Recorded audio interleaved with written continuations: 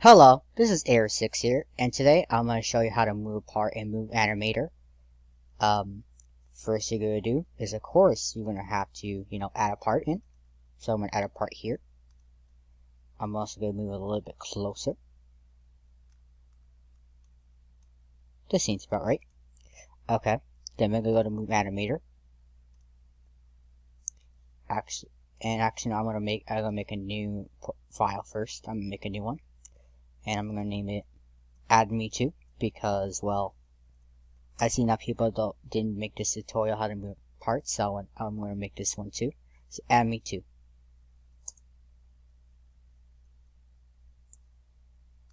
There. I'm going to open it. Going to take this away for a second. And I'm going to add this part into Move Animator. So I'm going to click on it.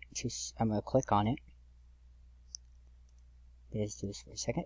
And the most crucial part about this is that you're going to have to add C-frame. C-frame is the main reason why this part is able to move. I try using color on it, but it won't work as well. I try sizing it. It won't work. You have to have C-frame. You can have other parts. It says when you activate C-frame, you need C-frame on. So we're just going to put C-frame in.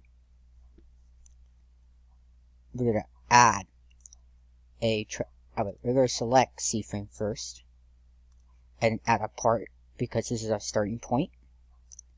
And then we're going to move this keyframe,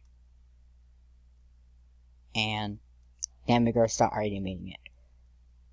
When you put the keyframe here, you have to start animating it immediately because it only works if you activate it now when you just land it. I don't know why, it just does that.